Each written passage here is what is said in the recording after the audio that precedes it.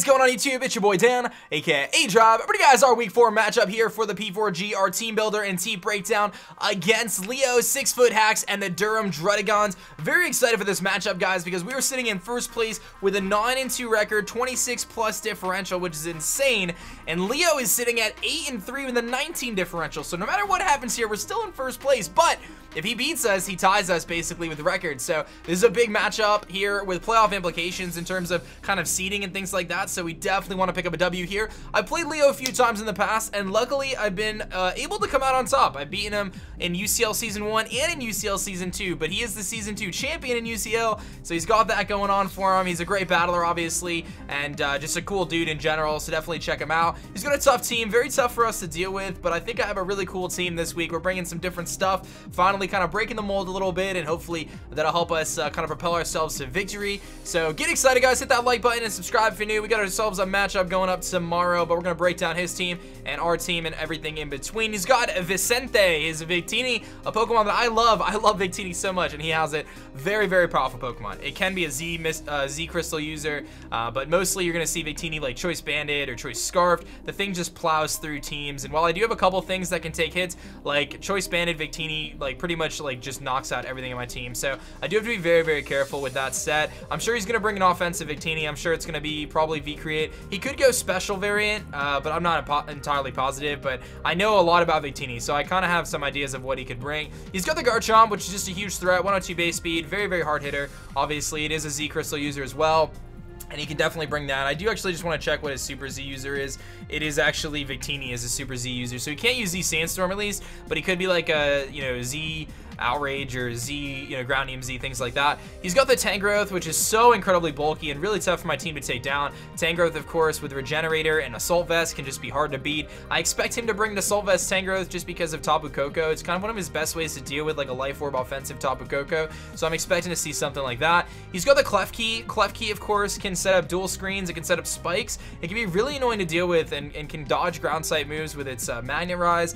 Otherwise, Prankster is kind of annoying and it can paralyze things, but we'll see how the Klefki, if he brings it. Mega Aerodactyl, very fast Pokemon, outspeeds everything on my team, just very strong as well with that Tough Claws boost, and you know, you could bring like a 3 attack setter with Taunt or something like that, with maybe Crunch and Wing Attack and Stone Edge or something. He's got the Crocodile, which I definitely think is going to come. Crook matches up pretty well against my team, obviously with its Intimidate. He may be a little scared because of Primeape, but nevertheless, Crook is really good because it can taunt things. It can also go for knockoff against things like Bronzong. It's got Earthquake to hit things like Tapu Koko. A Choice Scarf Crocodile makes a lot of sense in this matchup because he can pursue Trap Latias and he can outspeed it. He also outspeeds Tapu Koko if he's Choice Scarf Crook. So those are some things to take note of. I think Crocodile is very likely bring. He's got the Cobalion, which has been one of his best Pokemon this season. It's got 15 kills on his team, so it leads his team in kills, actually above everything else, which is crazy. Victini and Aerodactyl trail those, but he's used them very effectively. Cobalion is offensive from both the physical and special side, so you got to be careful there.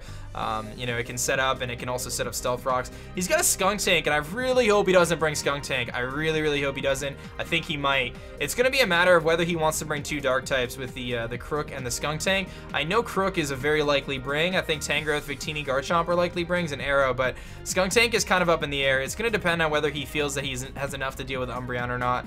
But Skuntank is kind of scary because if he brings Defog, it kind of messes up my strategy a little bit, and it's very hard for my team to beat Skuntank with the team I brought. But I have answers for it, but it's going to be tough. He's got the, and he could bring it because it kind of deals with Latias relatively well.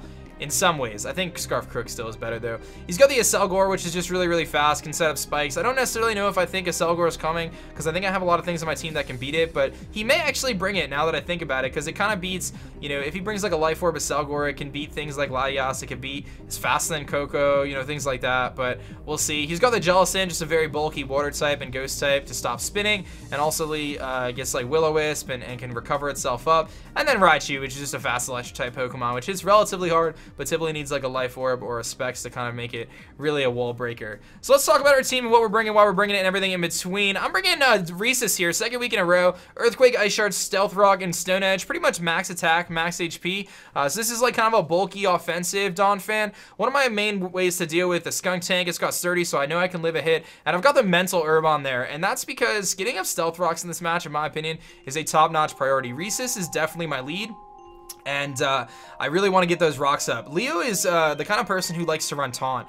And Taunt on Aerodactyl and Taunt on Krookodile are both very likely. And I think he's going to, if he doesn't bring Scarf Crook, he's going to bring like a Taunt lead Crook to deal with Bronzong / Donphan. And Mental Herb ensures that I get my Stealth Rocks up. Now, if I see Skuntank, I may be a little bit more weary there, and I may have to try to preserve Donphan as a way to deal with it. But nevertheless, getting up rocks is a huge priority just because Victini is such a huge problem. Aerodactyl is a problem. And I know Aero gets defog too, but I think he's going to be more likely to run more offensive options.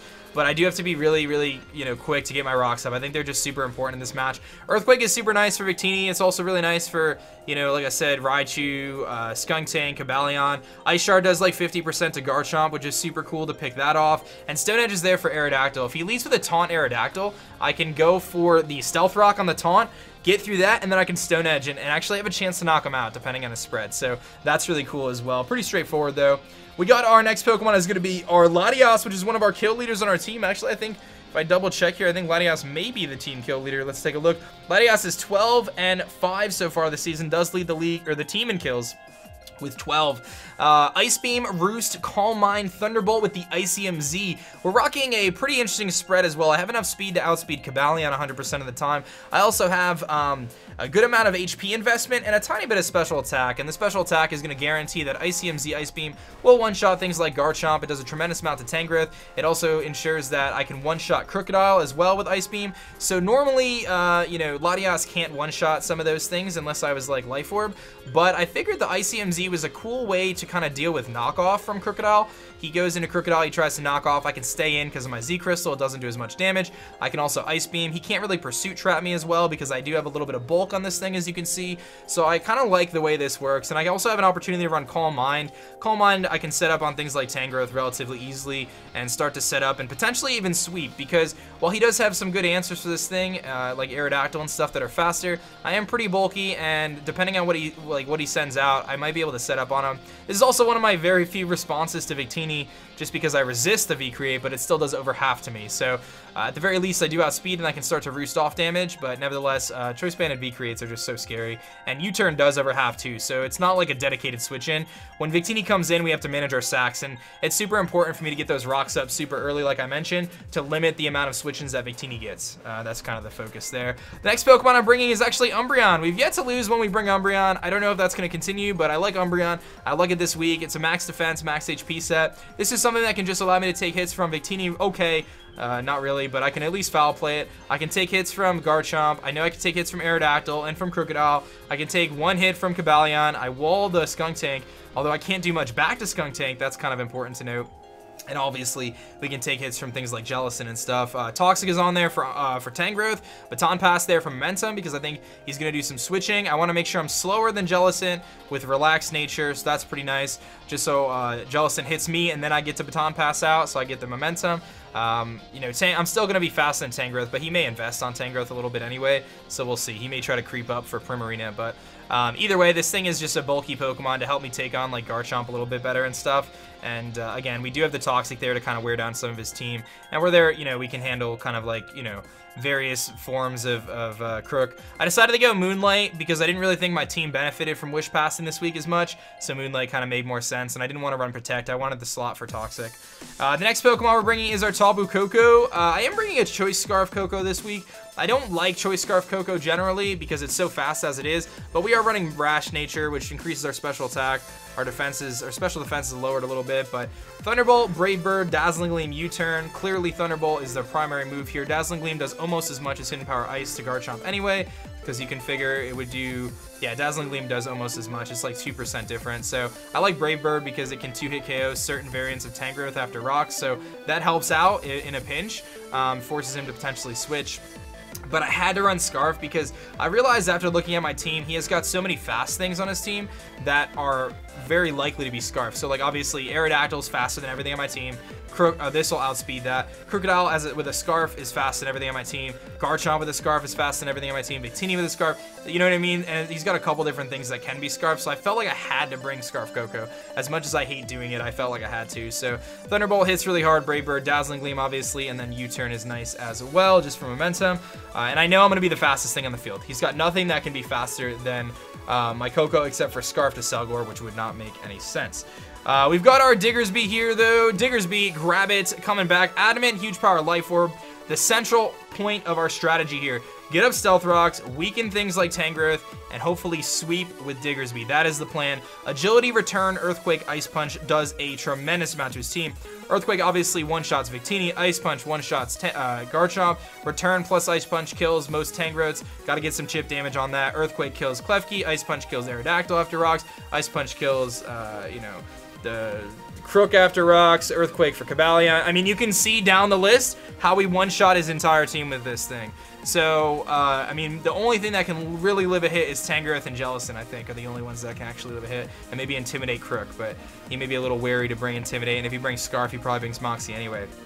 So, yeah, Agility, we outspeed Scarf Garchomp after the Agility, which is really nice. We outspeed Aerodactyl, all that good stuff. And again, I just got to be able to find an opportunity to set up an Agility. Klefki, amazing opportunity to set up. Depending on the Crocodile, I could potentially set up on that. Maybe the Skuntank, depending on how this goes. I could force something out, like if Victini gets speed drops and stuff from V-Create, maybe he'll be quick to switch it out. Tangrowth I could potentially set up on, but you're going to see our core prime strategy here is around Primarina, setting up those dual screens. Reflect, a light screen with Light Clay, Scald, Toxic. Toxic is there for the Tangrowth switch in. Reflect and Light Screen are nice. I think this whole season I pretty much brought choice specs, offensive Primarina every single match. Leo's a great battler. I wanted to mix it up for him, and I'm running the dual screens Primarina because I think that this thing forces switches. It forces my opponent to switch out, and his primary switch is going to be that Tangrowth, which is why Toxic is so beautiful against that thing. We can really wear it down and just guarantee some KOs and kind of negate that Regenerator. Scald is there for obviously like Victini and stuff, but the dual screens gives Diggersby a chance to set up, and it gives him an opportunity to get that agility off and then potentially sweep the rest of his team. That's the core strategy for this week. If I can weaken the team again, Tangrowth is a priority. I gotta weaken that thing and knock it out. Getting Stealth Rocks up and keeping them up is super big, and it's gonna depend on what 6 he brings. Like I said, I'm expecting Crocodile, Tangrowth, Garchomp, Victini, probably Mega Aerodactyl, and then Cobalion or Skuntank as his 6. If he's worried about Umbreon, then he brings Cobalion. If he's worried about something else, if he thinks like Latios is a problem or Primarina or whatever, he may go Skuntank. I'm not sure. But, I don't know if he's going to bring 2 Dark types with Crook and Skuntank. So I just hope he doesn't bring Defog because, like I said, getting rocks up is going to be so important. The good news is, Umbreon can wall Skuntank, and I can Baton Pass Momentum. But, we have a core strategy here. It's going to be a tough match. Definitely a tough match. Victini is always tough. There's only a few things that can really deal with it. But I think we have a good strategy this week, and I think we have a chance to win. So let's do it, guys. Hopefully I can win this match. Hopefully you guys are excited for the match tomorrow. Thank you guys for watching. That's going to be it for me, guys. My name is Dan. I also go by A-Drop. I'm going to catch you guys next time. Peace.